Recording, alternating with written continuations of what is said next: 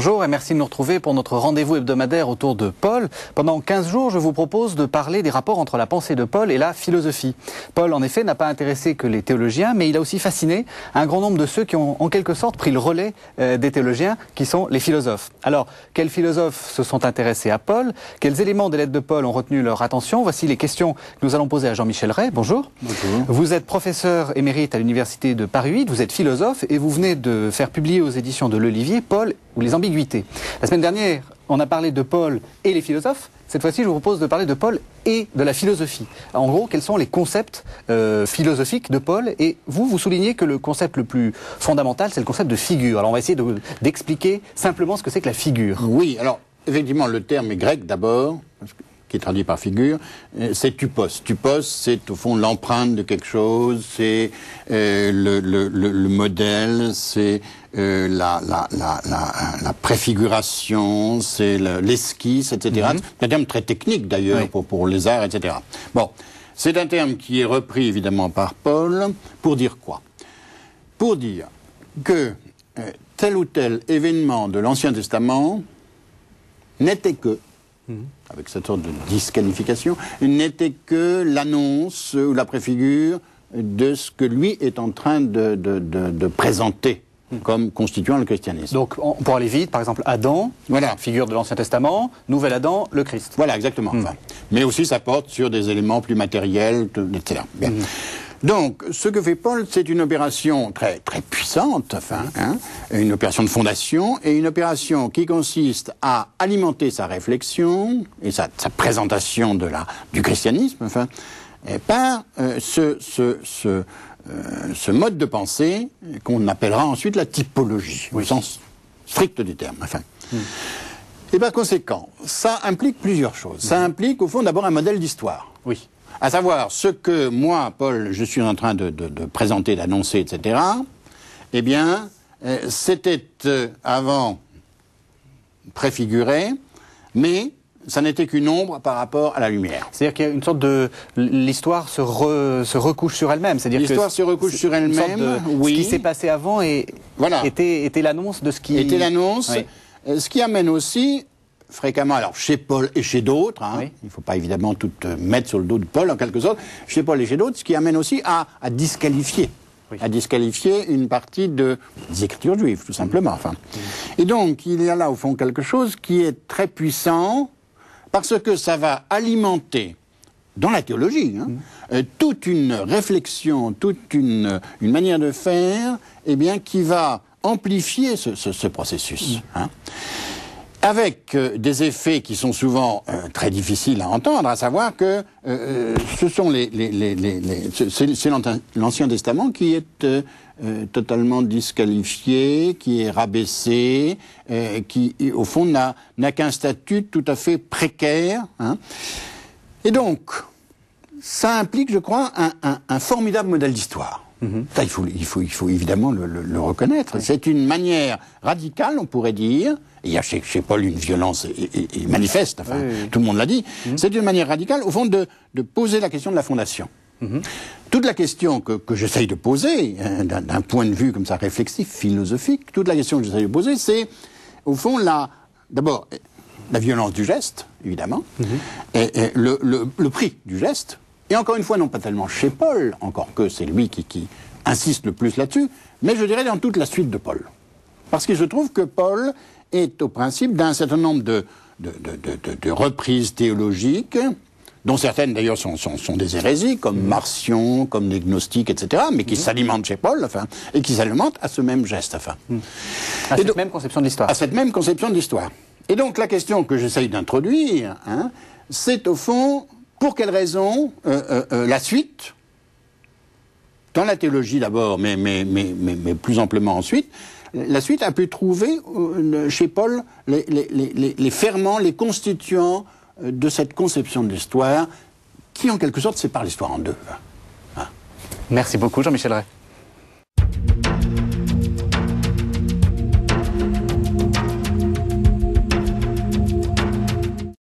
Jean-Michel Rey, on continue à parler de Paul et de la philosophie, et vous nous aviez parlé du mot-clé de figure, qui est pour vous le concept philosophique le plus intéressant de Paul. Et vous nous disiez que ça induit une conception de l'histoire. Alors expliquez-nous pourquoi.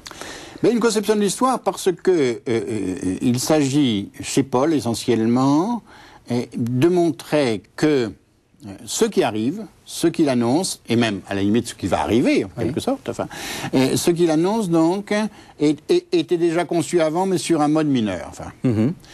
Et par conséquent, il y a chez Paul quelque chose que l'on peut nommer avec nos termes modernes, ou supposés-tels, quelque chose au fond de l'ordre d'un dépassement radical. Un dépassement radical. Autrement dit, ça n'est pas une pure et simple coupure entre le passé et le présent. Évidemment, ce n'est pas ça. C'est plutôt une conception dans laquelle on évoque le passé, mais on évoque le passé au fond pour mieux affirmer et affermir le présent, en quelque sorte. Enfin. Vous voulez dire que le christianisme, c'est pas la venue de Jésus qui remet les pendules à zéro et que tout recommence, c'est qu'il y a une continuité, mais qui est quand même radicale. Il y a une continuité et en même temps, il y a l'affirmation de quelque chose de tout autre. J'ai repéré chez un théologien du XXe siècle cette formule qui m'a fait un petit peu sursauter, qui dit simplement, entre les deux testaments, il y a continuité, mais infériorité. Infériorité, évidemment, de l'Ancien. Oui. Donc, ce qui me semble intéressant, c'est pas ce problème de la continuité, rupture, etc. C'est que certaines choses chez Paul ont été entendues, mais sont déjà là, enfin, ont été entendues, au fond, comme non seulement un dépassement, bon, ce qui est le modèle, au fond, le plus classique de l'histoire, enfin, que celui que la dialectique hegelienne reprendra, etc., mais ça a été entendu, au fond, comme quelque chose qui va dans un sens un peu différent, c'est-à-dire on amoindrit ce qui est avant, on le disqualifie, on le met à une place beaucoup plus petite. On dit, notamment, c'est une des grandes métaphores, c'est l'ombre.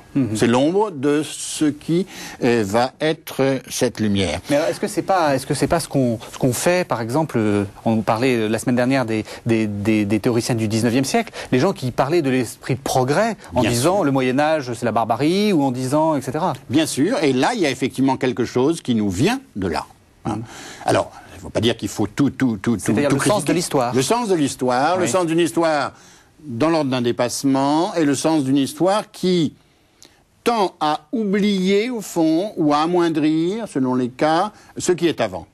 Autrement dit, c'est pas du tout une pratique négationniste, etc., surtout pas ça, mais c'est au fond quelque chose de l'ordre plutôt d'une disqualification.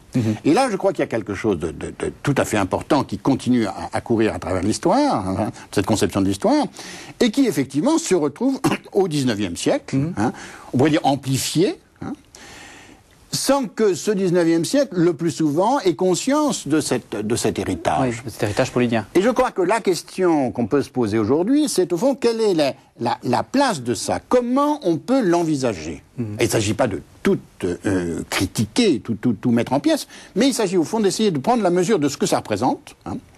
Comme dit Nietzsche, d'essayer de concevoir ce qui est encore de chrétien en nous quand nous parlons de vérité, quand nous parlons de dépassement, etc., etc. D'autant que ça tombe sous le coup de la critique d'un philosophe qui est Bergson, qui dit le danger, c'est l'illusion rétrospective. Exactement. Alors Bergson analyse ça pour tout à fait autre chose, mais j'ai essayé de le rappeler là, au fond d'une illusion rétrospective. C'est-à-dire, au fond, à un moment donné, une position, quelle qu'elle soit, permet de dire, après coup, en quelque sorte, une fois que la chose est bien passée, de dire après coup, tout ça se préparait avant.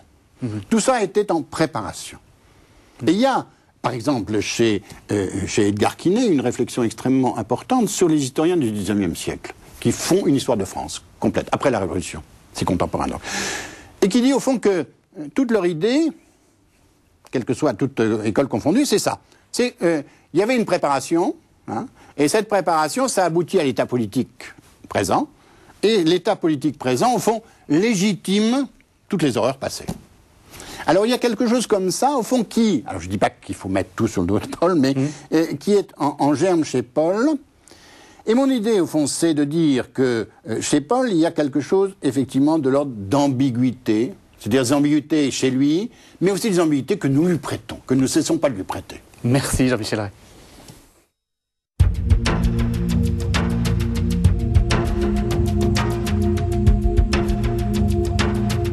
Alors Jean-Michel Rey, vous nous avez dit que la figure était pour Paul, enfin dans la pensée de Paul, le concept philosophique qui vous semblait le plus intéressant.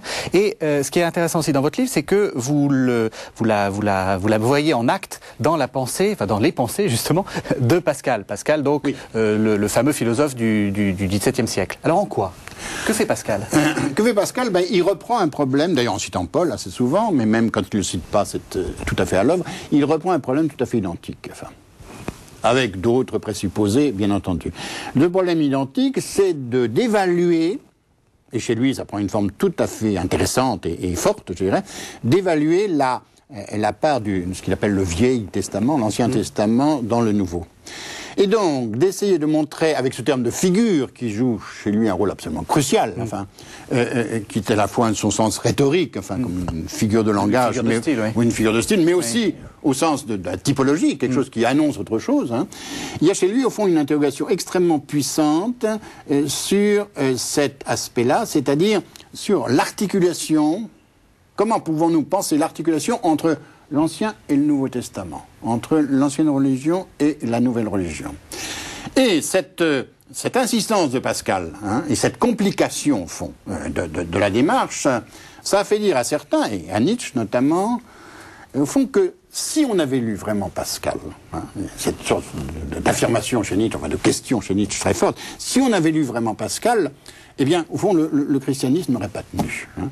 Et parce que, au fond, il va tellement loin dans la mise au jour d'un certain nombre de mécanismes typologiques, si vous voulez, de cette conception de l'histoire, il va si loin qu'on se demande, au fond, s'il n'est pas en train d'en liquider en quelque sorte quelque chose. Alors évidemment, la pensée est très paradoxale, mais ça indique bien en tout cas que le grand intérêt de Pascal, et Nietzsche a été un grand lecteur de Pascal, enfin, le 19e siècle beaucoup moins, justement, le 19e français beaucoup moins. Le grand intérêt de Pascal, c'est précisément qu'il vient montrer, passez-moi l'expression, mais comment ça fonctionne en quelque sorte. Enfin, il veut être tellement minutieux, précis dans cette élaboration de la notion de figure qu'il veut montrer comment ça fonctionne. Et là, il y a effectivement quelque chose de très important que Nietzsche écoute. Et ça m'amène au fond à un autre motif peut-être, qui est l'écoute qu'ont certains si l'on peut dire, du fait des majuscules. Oui, ça c'est très... Chez Furtière. Donc Furtière, c'est celui qui a fait un grand dictionnaire. C'est d'autres comme ça, effectivement. Et ça, c'est au fond une chose dont on ne mesure pas très bien, mais quand nous lisons, au sens propre, enfin, quand nous lisons un certain nombre de termes avec des majuscules. Oui. Esprit, spiritus latin, le pneuma grec, etc. Donc il y a dans la transmission de ce type de texte, mais ça vaut pour d'autres textes, mais là, ça prend une importance plus grande, évidemment. Il y a dans la transmission de ce type de texte, dans la transmission en tout cas écrite, mais à l'oreille on l'entend aussi, il y a quelque chose qui vient, je dirais, ajouter des majuscules. Oui. C'est-à-dire souligner un certain nombre de termes, leur donner une puissance qu'ils n'ont pas ailleurs, hein, un terme comme esprit ou comme spiritus latin, c'est un terme qui est d'un emploi très courant, ou d'autres d'ailleurs, et ça vient donc indiquer quelque chose qui est fortement souligné, renforcé, et ça c'est aussi permis, je dirais, par les différentes traductions.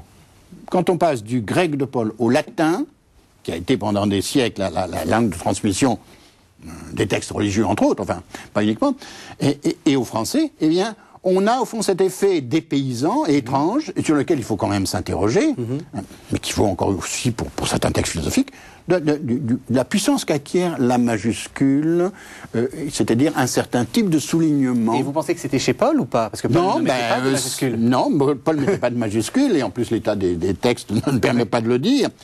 C'est en cela que je dis que les ambiguïtés, ce que j'appelle les ambiguïtés très rapidement, c'est à la fois celle de Paul, bien entendu, mais c'est aussi celle que nous introduisons dans son texte. Enfin, parce que nous ne cessons pas, et le 19e siècle, au fond, nous transmet ça de manière, j'allais dire presque violente, nous ne cessons pas, eh bien, de miser sur ces ambiguïtés, de les reproduire, de leur donner encore plus de puissance.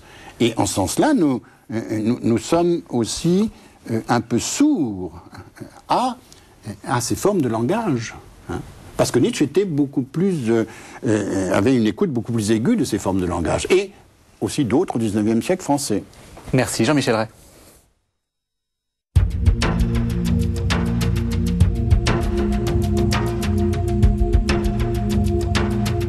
Alors Jean-Michel Ray, ça fait bientôt 15 jours qu'on parle de Paul, j'ai envie de vous poser la question, maintenant que vous nous avez parlé de la figure, etc., mais est-ce que vous n'êtes pas en train de souligner une sorte d'antisémitisme, alors je suis prudent, d'antijudaïsme chrétien, qui est lancé par Paul? Oui. Est-ce que c'est ça le problème que vous voulez souligner? Alors, il y a quelque chose de cet ordre, mais là aussi, il faut être évidemment très, très prudent, et j'ai essayé de m'abriter d'ailleurs derrière un théologien catholique qui s'appelait Stanislas Breton. Oui. C'était un grand intellectuel, philosophe, théologien.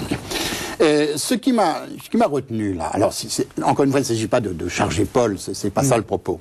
Non, c'est plutôt justement la lecture qu'on en fait. C'est plutôt la lecture qu'on en fait. C'est ça que vous en tout cas, montrez. Il y a quelque chose chez Paul qui prête à cette lecture. Qui prête à cette lecture. Oui, qui prête à cette lecture quand il dit précisément que ce thème qui va courir à travers tout l'Occident, les Juifs ne savent pas lire, la chose devant les yeux, etc. Bon. Par conséquent, réfléchir à ça, réfléchir au fond au fait que j'allais dire une idée simple, si on peut parler ainsi, une idée simple est comme destinée à se transmettre à grande rapidité, à se diffuser. Et par conséquent, réfléchir au fait que, en Paul, plus que chez les autres évangélistes, en Paul, on a trouvé quoi? On a trouvé, certains ont cru pouvoir trouver, et ont trouvé, effectivement, ont cru pouvoir trouver quelque chose qui a alimenté, parce que c'est un fait avéré, qui a alimenté un certain, en tout cas, anti-judaïsme chrétien. Oui. Je crois que là, les historiens et les théologiens sont tout à fait d'accord. Et même les papes successifs l'ont reconnu. Tout à fait. Peut-être pas le dernier, mais ça c'est une autre affaire. Mais il y a en tout cas quelque chose, au fond, qui court à travers tout l'Occident et qui montre bien aussi nos ambiguïtés. Nos ambiguïtés. Ce fameux nous dont parle Nietzsche tout le temps, nous, ce nous indéterminé qui peut embrasser toute l'histoire. Nos ambiguïtés, c'est quoi? Eh bien, c'est le fait que un texte, et un texte, encore une fois, disséqué, un texte réduit parfois à des expressions sommaires, mais qui sont réelles, un texte peut prêter à surinterprétation, à être en tout cas interprété, fortement interprété, de manière à alimenter quoi? Alors, quelque chose qui va dans le sens d'une l'affirmation d'une nouveauté, la nécessité d'une fondation, bon. Et, en même temps, et c'est là où les problèmes commencent à se poser, cette fondation, elle a aussi comme effet de rejeter dans les ténèbres ce qui est avant. Donc là, ce que j'appelle la violence de la fondation. Oui. Et je crois que là, on ne peut pas ne pas, aujourd'hui, pour toutes sortes de raisons, et qui sont les raisons aussi du siècle dernier, où tout ça s'est explosé de toutes manières possibles, on ne peut pas ne pas poser ces questions avec, évidemment, toute la prudence nécessaire. Vous voulez dire qu'à partir du moment où Paul fonde quelque chose, ce qu'il fonde, c'est difficile de le dire, mais il fonde certainement quelque chose. C'est difficile de le dire, vous avez raison. À partir de ce moment-là, forcément, il y a des vainqueurs et des vaincus. Il y a des vainqueurs et des vaincus, il y a une conception de l'histoire qui se met en place, il y a un rejet, mais je dirais aussi, il y a quelque chose peut-être de plus difficile à saisir, quelque chose qui serait comme un phénomène de hantise. À mon sens, le christianisme, c'est évidemment très difficile de parler comme ça, mais le christianisme est hanté, périodiquement, on pourrait dire, par le judaïsme, par ce qu'il précède, par ce dont il se sépare. Et que ce phénomène de hantise, quasiment de spectralité en quelque sorte, enfin, il est extrêmement difficile à analyser. Mais il est extrêmement puissant à mon sens. Vous voulez dire qu'il est hanté dans le sens... l'antijudaïsme est toujours là ? L'antijudaïsme est toujours là, sans doute, mais aussi alimenté par la société civile, évidemment. Il ne s'agit pas de tout mettre... Bon, mais également, il est hanté au sens où la question de la séparation nécessaire dans une fondation n'est jamais entièrement posée. Alors, est-ce qu'elle peut être posée entièrement? Je ne sais pas, mais en tout cas, il y a des moments où cette question s'impose plus que d'autres. Et je crois que l'article de Stanislas Breton auquel je fais référence, dans sa violence aussi, dans sa virulence, essaye de poser cette question-là, à titre hypothétique évidemment, mais comme une question au fond brûlante, et brûlante tout le temps. Merci Jean-Michel Ray.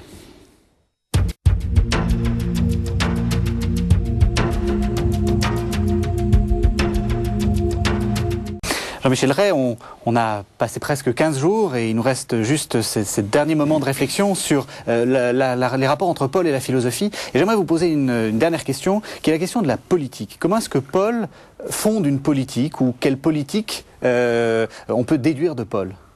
Oui, alors c'est évidemment une grande question, mais vous savez, Paul est inépuisable, en quelque sorte, on commence à le comprendre. Enfin, c'est une question inépuisable. On peut rappeler la fameuse phrase de Loisy, enfin, le Christ venait, Jésus venait annoncer le royaume, mais c'est l'Église qui s'est imposée. Qui n'a pas le sens qu'on lui donne habituellement. Non, mais en tout cas, qui dit quelque chose. Oui. Qui dit quelque chose à la fois, alors toujours pareil, c'est-à-dire, il y a chez Paul quelque chose comme une volonté, un désir de faire institution. Oui. Oui, de faire église. De faire église. De faire église. Oui, oui. Dont on peut dire qu'il n'est pas stricto sensu chez le Christ. En tout cas, dans ce qu'on... Parce que le Christ pensait disait qu'il allait revenir, et donc l'institution n'avait pas lieu d'être. Bon. Mais là, d'où cette sorte de tension extrême, je crois, qui habite une bonne partie du christianisme. Ça, c'est la première chose. La deuxième chose, c'est effectivement que, à partir du moment où il y a fondation, à partir du moment où il y a institution, il y a forcément, quelle que soit l'extension du terme, il y a forcément quelque chose qui touche la politique. Oui. Il y a quelque chose qui touche l'être ensemble, il y a quelque chose qui touche le rassemblement, il y a quelque chose qui touche l'organisation, il y a quelque chose qui touche les interdits, etc., etc. Enfin, bon. Et donc, je crois que, là encore, on est dans cette position difficile, hein, et je crois que là, il ne faut pas trancher, justement, mais essayer de remâcher la chose, dans cette position difficile dans laquelle, précisément, Paul fait un geste que nul autre n'a fait dans ce moment-là, ça me semble incontestable, et en même temps, ce geste ce nous est tout à fait extensible, que j'aime bien remarquer, nous ne cessons pas, au fond, de répéter des gestes analogues. Mm-hmm. Hein, et des gestes analogues, au fond, dans le domaine, je dirais, strictement politique, à savoir, la mise à l'écart de ce qui précède, etc. Bon, on n'a pas besoin de faire de dessin là-dessus. Hein, c'est-à-dire, au fond, une réflexion politique qui, aujourd'hui même, ne me semble pas être indemne de tout rapport à la théologie. Mm-hmm. Et c'est peut-être là où est une partie du problème qu'on évoque. C'est-à-dire, essayer de comprendre que les notions que nous utilisons, la conception de l'histoire qui va avec, la conception du politique que nous essayons de redéfinir après ce moment, parce que nous sommes toujours là-dedans, après ce moment qui a été la Révolution française, tout cela, me semble-t-il, a quelques accointances, si on peut parler ainsi, avec du théologique, et je dirais avec du théologique paulinien, essentiellement. Hein. Mm-hmm. Il me semble que c'est Paul qui vient, en quelque sorte, condenser tous ces problèmes. Nous sommes encore des pauliniens en politique. Nous sommes des pauliniens en politique. Moi, c'est une des choses que j'essaye d'indiquer à titre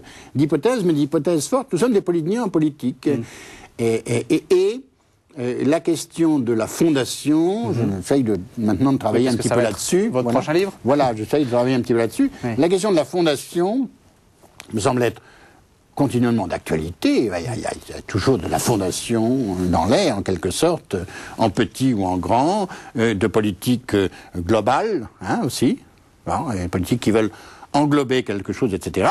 Cette question, elle me semble, au fond, ne pas pouvoir être entièrement détachée de Paul, mais surtout, je dirais, du paulinisme, enfin, et peut-être un peu plus que ça, au fond, ne pas pouvoir être détaché d'une certaine conception du temps.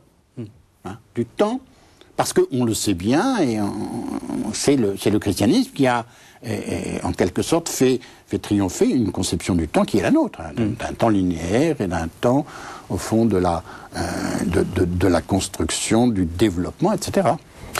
Merci beaucoup Jean-Michel Rey. Donc on a bien vu que vous étiez vous aussi ambigu face à Paul, que vous aviez, et peut-être même face au christianisme d'ailleurs. Mais comment ne pas l'être? Mais ce qui m'a semblé vraiment très intéressant, c'est que ça nous provoque à avoir une lecture. C'est vrai que chez les chrétiens, on a souvent la tentation de faire de Paul une sorte de modèle indépassable, et ça nous permet justement de lire nos propres ambiguïtés vis-à-vis de Paul, parce qu'il y a quelque chose de potentiellement dangereux sur sur lequel il faut que nous fassions très attention. Donc je rappelle, Jean-Michel Rey, Paul ou les ambiguïtés, paru aux éditions de l'Olivier. Merci beaucoup. C'est moi qui vous remercie.